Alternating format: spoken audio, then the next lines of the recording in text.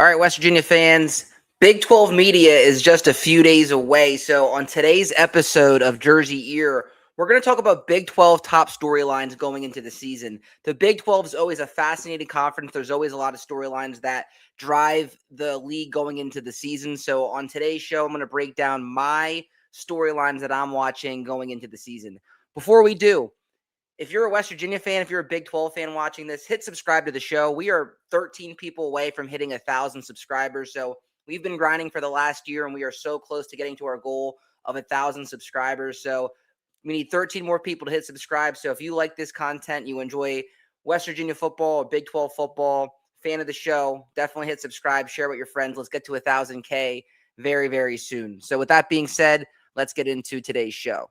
So first storyline that everyone's going to be talking about is, can Texas Tech dominate again? We saw what they did in the transfer portal last offseason, and it paid off. That gamble paid off for Texas Tech. Can they do that again? They're going to be highly, highly rated this year, even without Sorsby. Obviously, we know what happened with Sorsby and the problems he had off the field that makes him no longer at Texas Tech. So now the question is, can this team repeat again? They have the pieces in play. They have a talented quarterback behind him anyway, so they still should be in good position.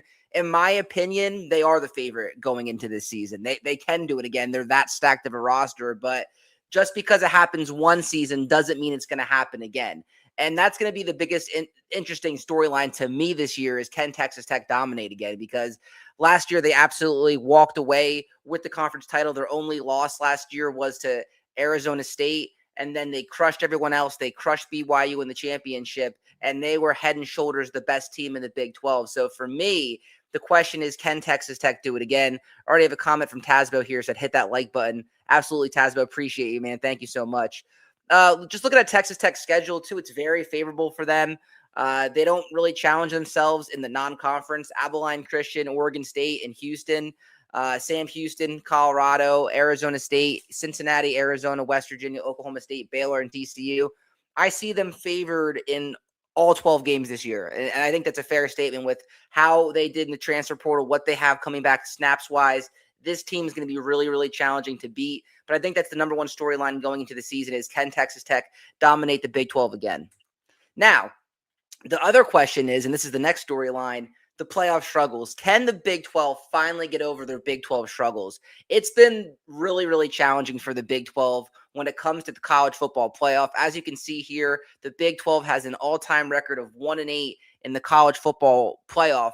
That is the lowest winning percentage among major conferences. I always think that the Big 12 is the third best conference. I always feel that way. I just feel like we have top to bottom. We're better than the ACC. I don't think the bottom is nearly as bad as the ACC, but the ACC has been making some noise in the college football playoff. You look at the national titles that Clemson has. You look at the run that Miami made last year. The Big 12 has nothing to show for it. So it's going to be important, no matter who wins this conference, to start winning some of these playoff games, especially now with an expanded field. It's one thing when there's only 4 teams, but it's another when there's 12 teams in here and you have a 1-8 college football playoff record. Last year, in my opinion, was a really bad look for the Big 12. Texas Tech absolutely dominated the league year in and the whole year, right?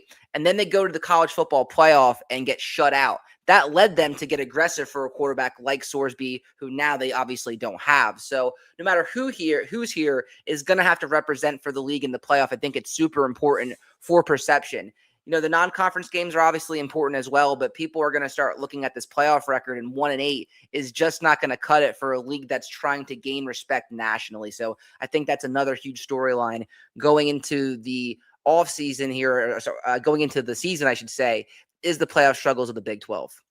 All right, next storyline I want to talk about is Prime Time, the pressure on Coach Prime.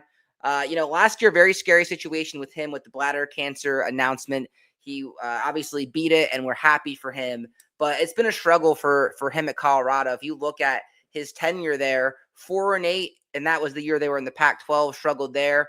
Did some good things that second year, the first year in the Big 12, 9-4, and then last year came crashing back down to earth with a 3-9 record, 16-21 overall at Colorado. And you got to think that the luster, the excitement has kind of worn off on Colorado a little bit. They're not projected very high in this league this year. So I think this is a huge storyline going into this season is what does Colorado have? You know, Deion Sanders, primetime, Coach Prime, whatever you want to call him, has a lot of pride. And he was embarrassed by what happened last year for his Colorado program. He has a nice quarterback with Julian Lewis, who we saw last year play against West Virginia late in that season.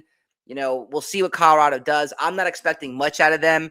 I think if things don't get turned around quickly in Colorado, especially this year, Coach Prime could be on his way out. So I think there's going to be immense pressure under Coach Prime this year to get it turned around at Colorado, or I think there could be some chirping going on in Boulder.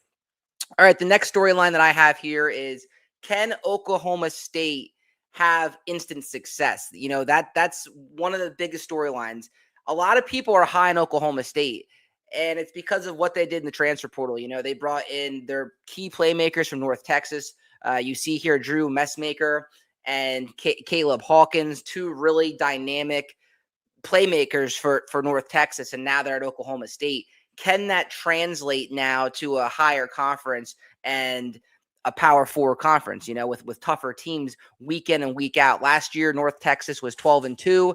They had losses to South Florida by a score of 63-30, and they lost to Tulane 34-21. So a lot is going to be made going into week 2 because they play Oregon, and that's going to be a great measuring stick game for this program of where they're ultimately at in year 1 with Eric Morris. Because last year, Oklahoma State, which was one of the worst Oklahoma State teams we've ever seen on a football field, got absolutely destroyed by Oregon in that game. And we saw what Oregon did to Texas Tech last year. So this is going to be an interesting storyline here for this. We have a comment from Buck.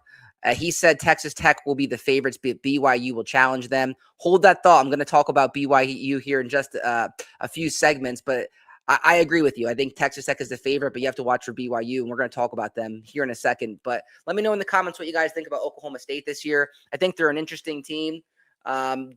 Just not sure. I mean, it's a tough one to gauge, because I understand why people are hyping them up, because you kind of see what Indiana did with the JMU thing, and then going to Indiana. It can be done, but I also argue we've also seen the opposite side of it, where first-year coaches in the Big 12 really, really struggle. And that's great segue for the next topic, and that is replacing legends at these various schools. There are some massive shoes to fill in these coaching circles and in these schools. Let's start off with Mike Gundy, who was 170-90 at Oklahoma State. So even though it ended ugly for Gundy, for a long time, he was the best coach in that conference, bar none. And he just lost his luster. He just lost his way with the portal, and Oklahoma State had no choice. They were so dreadful at the end. They had to make a change. In comes Eric Morris. We talked about them just a second ago, from North Texas. High expectations for them in year 1. And then the other two, Morgan Scalley is replacing Kyle Whittingham, who was there for 20 plus years.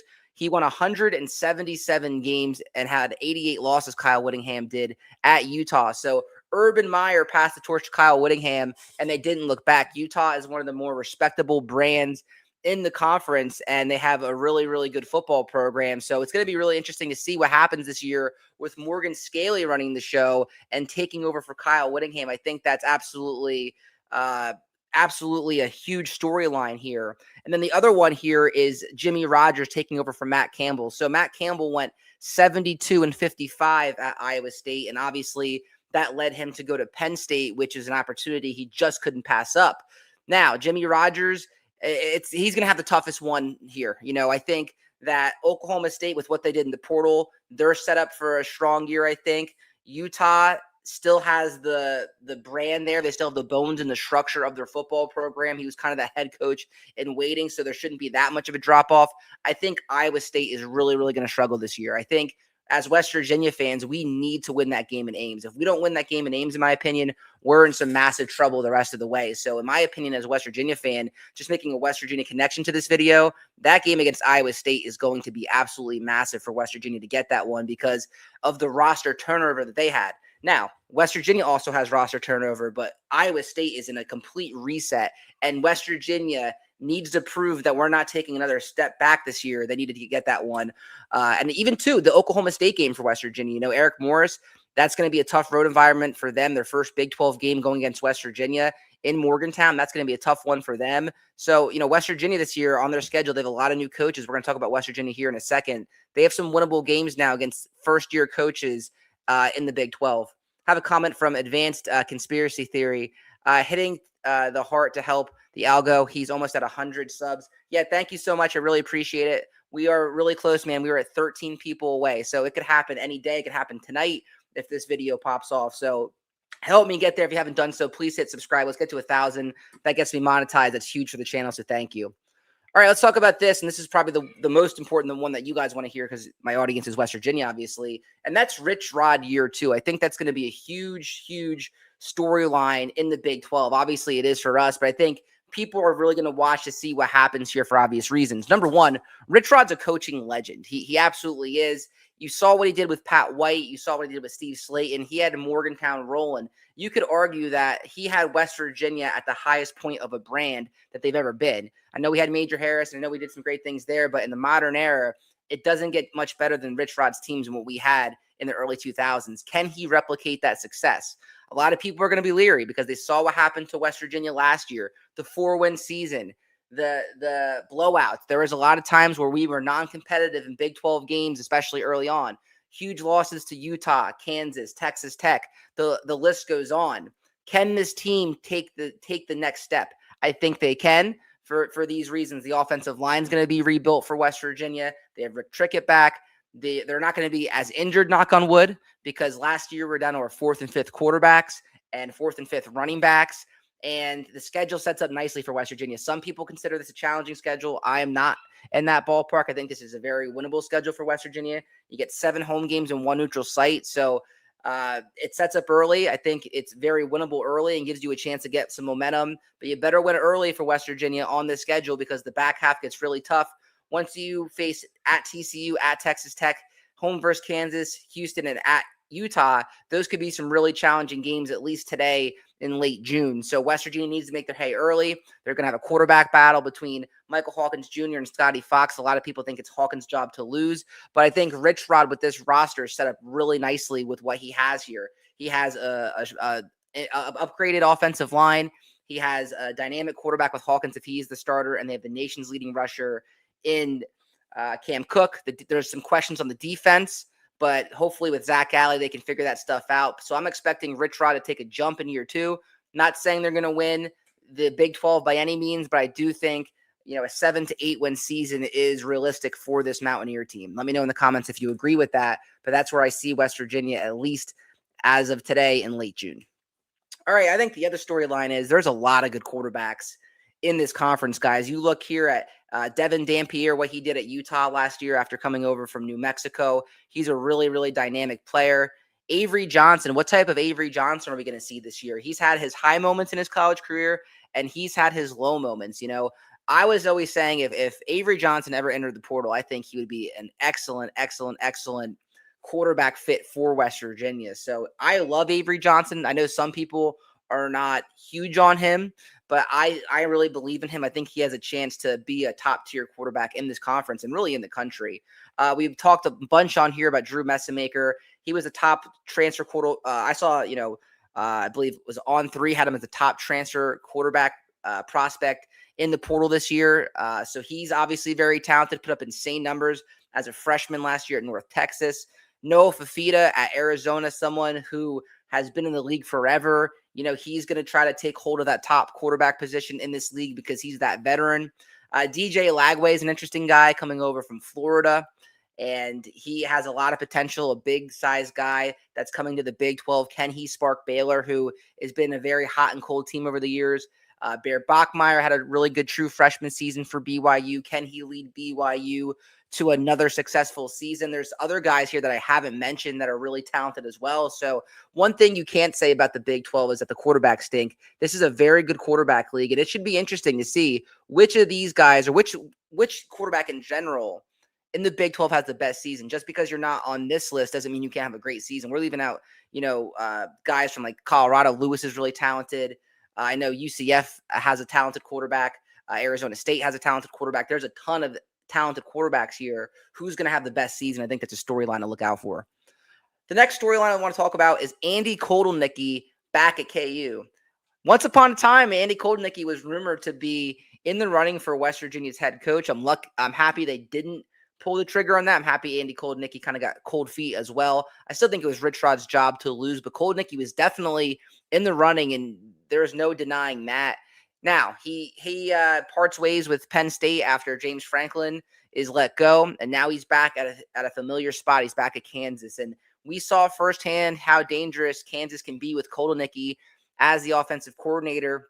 We'll never forget that game, that double overtime game versus Kansas just 2 or 3 years ago in Morgantown, where they put up 55 points on the Mountaineers. He was a really special offensive coordinator at Kansas. Can he regain that magic at Kansas? Now, they're not going to have Daniels at quarterback anymore, so it's going to be interesting to see what they do there in that position. But Kotelnicki at Kansas is an intriguing storyline to me. Now, I think Lance Leipold, I've said this so many times, I think he's super overrated.